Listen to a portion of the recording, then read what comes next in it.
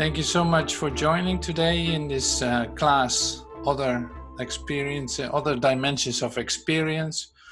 And I'm really happy that you're here. And so today we are completely involved in jazz and music in our brains, in our all kinds of subjects I come in touch with in this class, just to say put it next to or include it into how to look at it from a spiritual vision. And so that is quite interesting to see the limitedness of the human identity, of the human thinking. And so we're going to start with relaxation, with silence, with like a meditation, and maybe also with this prayer that I found in the Government of Eden, the book of Joel Goldsmith. And so here we go. Still people entering the classroom. You're all very welcome. Thank you so much for joining. I'm really happy that you're here. And I don't know if, it doesn't matter if you get in the last 5 minutes or you're here the whole class. Everyone's welcome, and see what is possible for you. That is the great thing about that there's no must and there's no order in that sense. It is just by, okay, yes, I want to be present here, and I choose to be here, and I choose to join with you, just like you do now. So I'm starting with pretty simple instruction, and that is, it is like a prayer. And today, I think the main theme is to keep it all simple. Like the most clear instructions are the simple ones. And in my own experience, I always come back to those like basics that really are so helpful that you have like, oh my God, that just saved me so much time. So this is what I'm offering you today too. And so Joel says in the book, like, well, you don't say too much about you are this or that, you are that or that. No, it's about God, it's about God. So you come in connection with God, with the God within. And that means, yeah, it is happening in you, but it is God in you. And so take that to heart and receive of it as much as you can, just to allow yourself to be completely affected by what I'm going to read as a prayer, as an alignment, as an invitation to communicate with what really is. So here we go.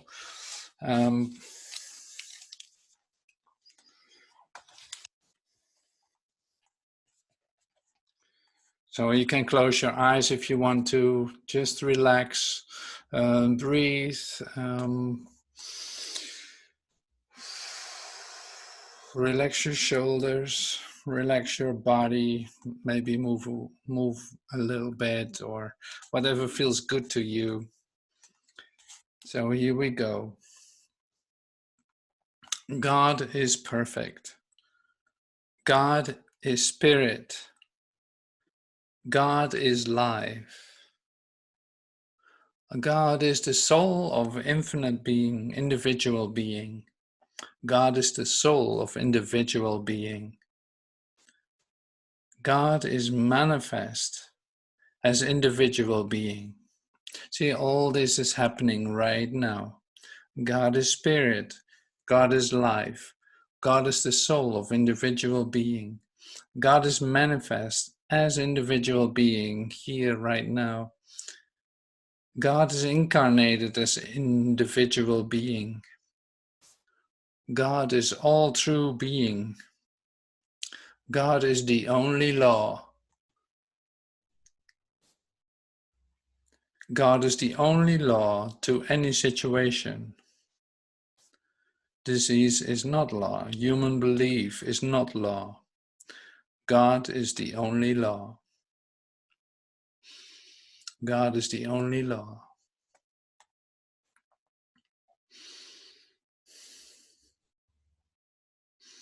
So this is where we start. This is our alignment for today. Like, yeah, here it happens. God is the only law. God is the expression of individual being in us, in me, right here, right now. So it's not happening some other time. No, this is the best moment to have that be revealed to you. So yeah, you can still sit back and relax deeper and deeper and dive deeper into your consciousness. Come in touch with what stillness is. And don't forget to breathe, because that's important too. It's not so much air that you breathe, but say it is the light that you breathe in.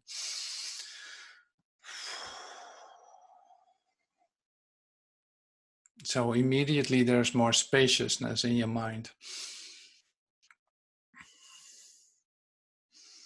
God is infinite being.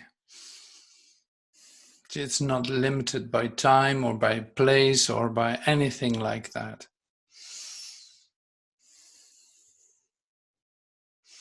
So like I said, I really love the simple instruction. Like, just start with God. God this, God is. You can do God is too. It's a really nice meditation. God is. God is. God is. That is what is happening right now. That is the only real thing happening right now. God is.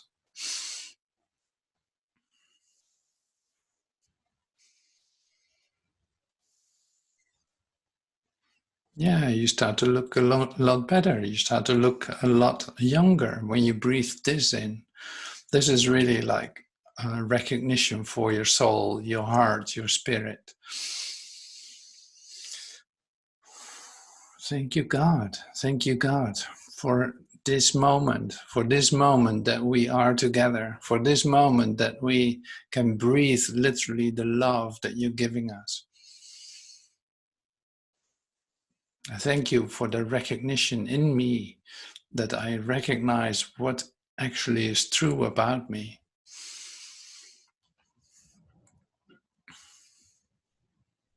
God is here. I am safe. God is with me. Everywhere I go, God is with me. So your nervous system can relax now. Your cells can relax now. Your whole body can relax now. You're safe. You're in a good place. You're in the only real place where there's no threat at all, where there's nothing to disturb you, where there's just absolute stillness and freedom and light and love.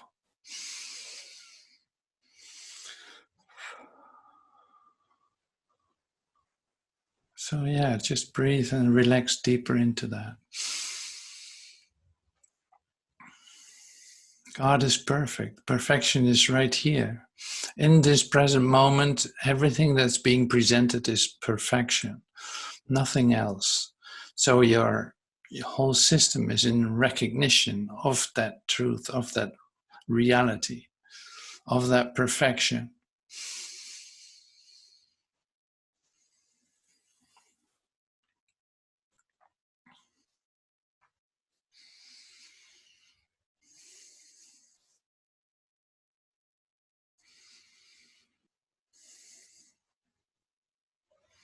So I found in the Art of Meditation, while I was reading that this week, I made these little audio recordings for this, and the audio recordings is like an audio book. And then the lucky thing is that you read the Art of Meditation. It's really great. It's great to do that. So this time there was a little part in the 10th chapter. And it suits perfectly in this moment. Listen to this. In going within, we do not turn to our own spirituality or our own goodness, or our own strength or our own knowledge. No, we go within to unleash the infinite invisible. The only permanence is in that completeness, which comes through God, through the realization of the spiritual nature of our being, and the ability to let it manifest and express itself in whatever direction it may take. See, that's what I call freedom. You know, it can manifest and express itself in every direction it may take. In this stillness, as we touch this vision of our oneness with the Father, God pours its infinite good through us. We shall find that without any strain or struggle. Leaves will unfold, little buds will bloom, and by standing still, active in the work that is given to us each day, the fruitage will follow. See, and then some really simple instruction follows, in fact. Each one of us has some kind of work to do today. If we do that work today without concern for tomorrow, in the realization that God, through the invisible Christ of our being, is ever pouring its essence, substance, and bounty into us, the next day something else is given us to do. See, this is the great thing. So you don't have to worry about what you're going to do tomorrow, or what you have to do in a week, or what would be the best thing to do in 2 weeks or something. No, it comes back to right here, right now. If there's something to do for you today, it will be shown, it will come to you. And that's the only thing that you need to do. Like, that's the thing that you need to do. And you pick it up, you do it, you give it everything, and then you let go of it. And tomorrow there will be something else. So I really thought that was a lovely and very simple instruction that Joel gives us here, because it is so, you can so easily get wrapped up in what to do this week or what to do next week or whatever, however that's looking for you in your schedule. But if you focus on right here, right now, then something is given to you today. And that is very simple. You know, it's like, oh, yeah, wait a minute. Today is my day. It's not about tomorrow. So, and he elaborates on that a little bit more.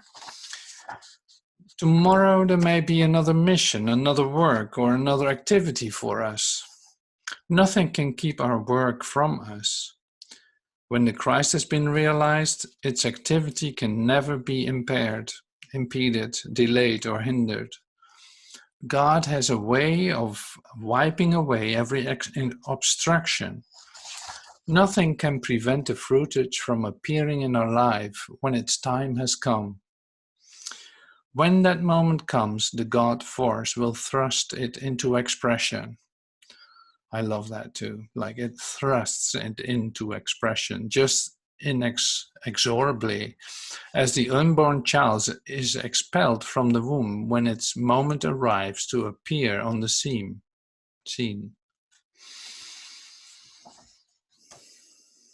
Step by step, the infinite Christ leads us from one activity to the other.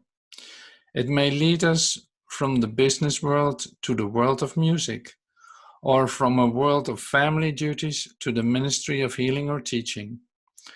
The Christ can make of us anything it chooses. It has no favorite occupation. No occupation is more spiritual than another, so long as it is of a constructive nature. All are equal in the sight of God. All are the activity of grace, appearing in infinite form and variety. See, that's so well said. I love that so much. I was really gladly surprised by reading this in the Art of Meditation. So I will put it on the website too, that you can read it for a moment and bring it back in, because it's so lovely. You know, the chapter 10 is a really great chapter in that sense. So there's a clear instruction about what to do, and if you leave it just with that, then it becomes really simple, you know. And that is what I rediscover all the time. It's like, oh, it's so easy to just do the things for today, the things that come up for today. I'll deal with that and see about tomorrow. You know, that tomorrow will bring its own mission or its own activities. So I love the simplicity of that, and all the time. So Joe was giving instructions too about the meditation. So it's like you come closer to yourself. You are literally breathing in the stillness, and let me see how he said it.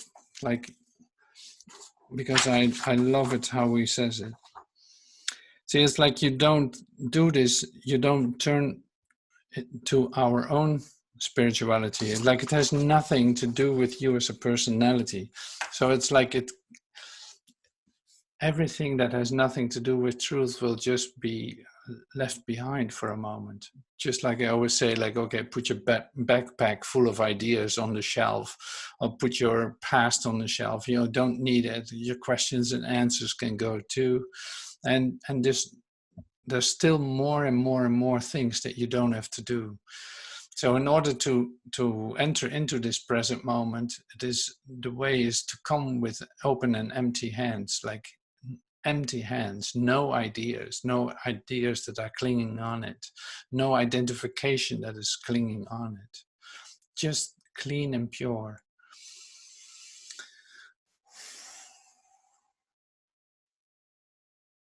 So it brings us into a moment where there's perfection, like we touch perfection, it comes to us. And it can only come to us by our emptiness in that sense. So, say all the personal goals and all that is removed from it. So then the pure, literally, inspiration can begin. And it doesn't matter in the end, say when you receive this, it doesn't matter what you do in your daily days, so to speak, in your daily business. So there's no good and bad in that. There's no like, okay, that's a better profession to do when you're on the spiritual path than the other. None of that makes any sense. So some people were spending their days, say, researching about where does inspiration come from, with musicians, for instance. What is stimulated, like what is happening in their brains when they are improvising on a like real beautiful level. Can we measure that? Can we measure inspiration? Basically, that's something that we would love to do as researchers. Like, where can we put a finger on divine inspiration? Maybe that's the idea that's just behind it. Because like we're all interested in how does this work? We're looking for it. And of course, you know that by researching it, you won't get the answers that you need, but you at least find out what it isn't, or you come to discover how complex it appears to be, or stuff like that. But see, like I said in the beginning with the meditation, it's like you come with completely open hands unto your Father. So you come into an experience of God. And in that is automatic inspiration and rejuvenation. So it's not a question of how does that work in my brain. No, it has nothing to do with my brain. It's like it's purely given. It's instantaneous communication with everything that is. But so I wanna read some of the research that's been done to jazz musicians, and they had like probably around 32 that were really good in their field, and they were very motivated to help with the research. So they were all plastered on like little things on their heads to see if there's any brain activity when they were improvising, and where would that activity be. So let's dive into that for just a second. So this is a little detour, so to speak. According to, when the brain does creativity come from? Evidence from jazz musicians. So this was published on March 31st, 2020, Drexel University. A new brain imaging study has studied the brain of activity of jazz guitarists during improvisation to show that creativity is, in fact, driven primarily by the right hemisphere in musicians who are comparatively inexperienced at improvisation. However, musicians who are highly experienced at improvisation rely primarily on their left hemisphere. According to a popular view, creativity is a product of the right brain's hemisphere. Innovative people are considered right brain thinkers, while left brain thinkers are thought to be more analytical and logical. Neuroscientists who are skeptical of this idea have argued that there's not enough evidence to support this idea, and an ability as complex as human creativity must draw on vast swaths of both hemispheres. A new brain imaging study of the Drexel University Creative Research Lab sheds light on this controversy by studying the brain activity of jazz guitarists during improvisation. So they invited just about, I think, around 32 of them, and connected them to electroencephalograms like EEGs. The researchers compared the EEGs recording during highly rated performances with EEGs recording during performances that were rated to be less creative. For highly rated performances compared with less creative performances, there was greater activity in posterior left hemisphere areas of the brain. For performances with lower ratings compared with those with higher ratings, that were greater activity in the right hemisphere, mostly frontal areas. Some of the musicians were highly experienced, having given many public performances over decades. Other musicians were less experienced, having given only a very small number of public performances. When the researchers reanalyzed the EEGs to statistically control for the level of experience of the performers, a very different pattern of results emerged. Virtually all of the brain activity differences between highly creative and less creative performances were found in the right hemisphere, mostly in the frontal region. Okay, so I'm going to cut this short. If creativity is defined in terms of the quality of a product, such as a song, invention, poem, or painting, then the left hemisphere plays a key role, said News. However, if creativity is understood as a person's ability to deal with novel, unfamiliar situations, as the case for novice improvisers, then the right hemisphere plays the leading role. So that was a study of maybe about, like, I don't know how long they did this, maybe a year or so. And so you see where it goes, you know, you see, okay, now we can prove that it is located here, it is doing here. But then it is the next step is like, okay, so what is that going to tell us? You know, what is going to say that to us? Like, why, what does that have to do with creativity in the first place? What does that have to do with your communication with everything that is? And also your inspiration, like literally the spirit in you, giving you all that to express yourself. Like the EEG is then a very limited form of expressing this. But see, it's not that I judge it, that I think it's not okay that people are doing this research. No, it just gives an image of the way that we are looking as human beings to certain matters. And we really think it is connected to our brain or to our body or to our, while it is so easy to discover, basically, when you're making music or when you're singing, to feel completely connected to the universe. Like literally, you can sing much better if you feel connected.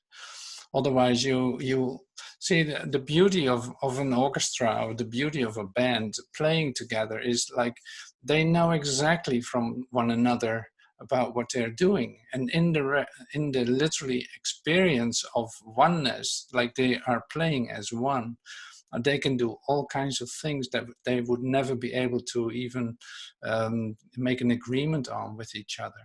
So it's like in that play, in that high communication that is taking place, there's a communication that is immediate, like you wouldn't even be able to measure it.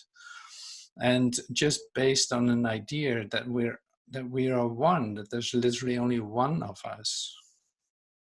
So I love to read these little researches and see how people are looking and how they are really discovering something for them in their frame of reference.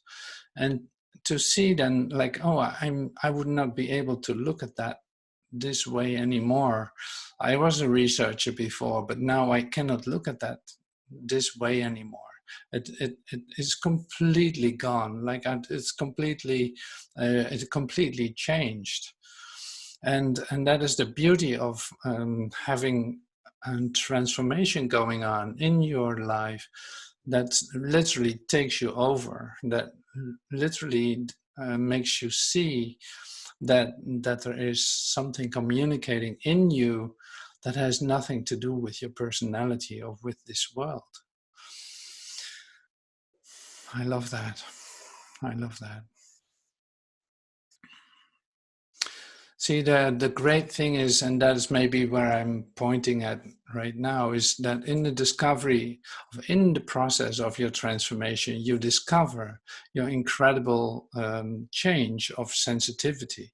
It's like you become so sensitive for everything that's occurring that you can listen very well and feel very well what's going on. So in this extreme sensitivity, it can express itself in all kinds of ways. So it's like you have to learn to live with it. It is a different way of being present here in this world because you are so sensitive. Like sometimes I say like, yeah, I can have an idea or I can have a little conversation and within 5 minutes I'm completely exhausted that I really have to lay down basically. It's like, oh, that's so amazing. Like, I don't know what happened, but it just does work like that for me. And that's the same with the rejuvenation that can go so quickly that if I lay down for a minute with an idea like, oh, I'm never going to do that again, the next moment I already discover, oh my God, I'm back here. I'm just full of energy right now. I have no idea how quickly that can change. So in your transformation, you see a lot of changes and a lot of ideas that you let go of, and especially also connected to your bodily energy. So if you stay with that, if you stay in touch with that, if you stay in the pace with it, then it's becoming pretty easy to handle it. So if you can surrender yourself to rest, for instance, when you feel that you have to, then it's easy. But if you try to resist what is going on, then you are in the middle of a great fight with yourself. And this is actually what I mean. So it's like, to make it easy for yourself, listen very carefully to what is occurring in you, that if you feel that you have to rest, that you do that. So I found in another booklet that I was reading a little piece about sensitivity, and I thought it was a funny expression. Like it was a great way to express it, even though it doesn't come from a spiritual book, but that doesn't make it less great to read. So this is from Wired to Create. from the book Wired to Create. And this is written by Pearl S. Buck. It's about the creative mind. Sensitivity. The truly creative mind in any field is no more than this: a human creature born abnormally, inhumanly sensitive. To him, a touch is a blow, a sound is a noise, a misfortune is a tragedy, a joy is an ecstasy, a friend is a lover is a god, and failure is death. Add to this cruelly delicate organisms the overpowering necessity to create, and create, so that without the creating of music, poetry, books, buildings, or something of meaning, his very breath is cut off from him. He must create, must pour out creation. By some strange, unknown inward urgency, he is not really alive unless he is creating. And I don't know if you recognize that for yourself, but I definitely do. So it's like, it is here from, say, written from a human perspective. So that's I actually love the little piece because of the recognition that I have with it. So that is perfect in itself. See, the thing that I discover is like, I feel these moments of urgency to create, to express myself, to give it away, to do whatever I do, and that doesn't seem to stop. It cannot be exhausted. It is literally pouring out by itself. So I learned to give that a place and learn to give that a channel, a website, or whatever, whatever way you can express it. It really doesn't matter. It can be by reading, it can be by sitting still, it can be by walking and enjoying yourself and recognizing the perfection of nature, or whatever your discovery is. But it does not stop to create. And that is, that's quite something, isn't it? So to stay, see, this is a very subtle story I'm telling you, actually. It's a very subtle place to meet one another.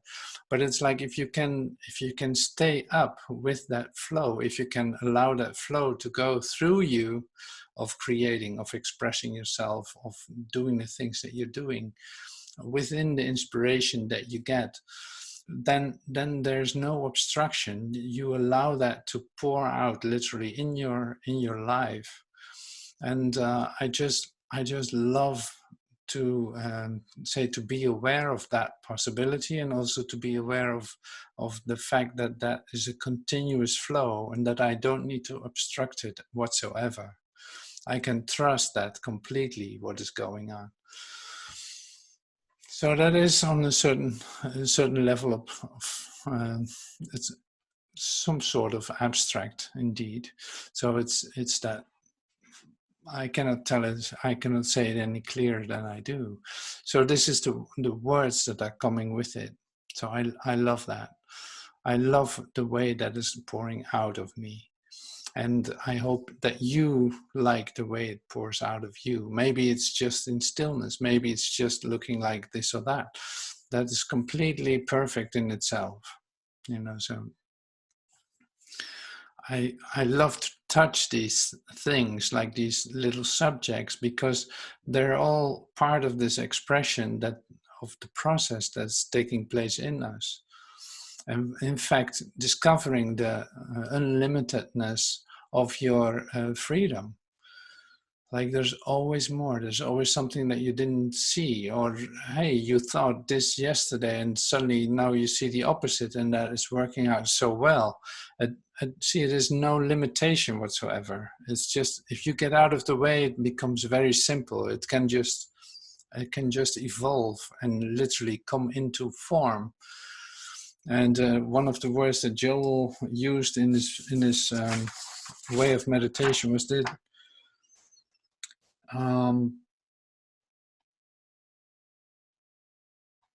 yeah, pouring its existence, substance, and bounty into us, like it's pouring it in.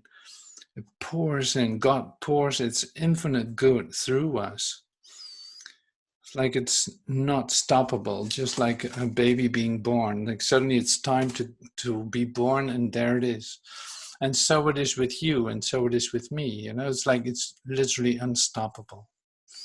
So I think I made I made that clear. Let me see. Do I have anything else? Yeah, this is always interesting to me too, and that is another little article that came to me. Embracing the ultimate unknown. So embracing the ultimate unknown. See, and then there's an alignment taking place in the idea of the ultimate unknown. So how do you define the ultimate unknown if it's unknown? That's a hard thing to do for a human being. So, but um, so the ultimate unknown described in this little article is connected to the idea of death. Like, oh yeah, that's the ultimate unknown, like the inescapable end of this earthly sojourn.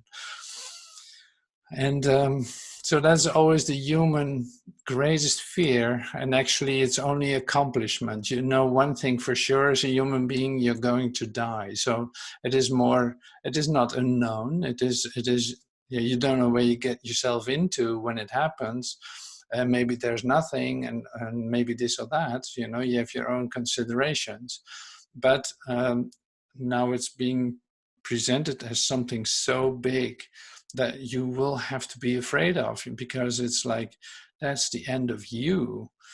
And it's also not only the end of you. See, there's something else happening, and that is, it is described in this article. So I will read it, because otherwise I'm already giving you all the clues.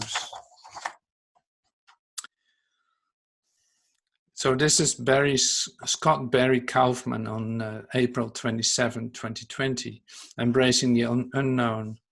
It's from Scientific American. A few years ago, I had an existential crisis.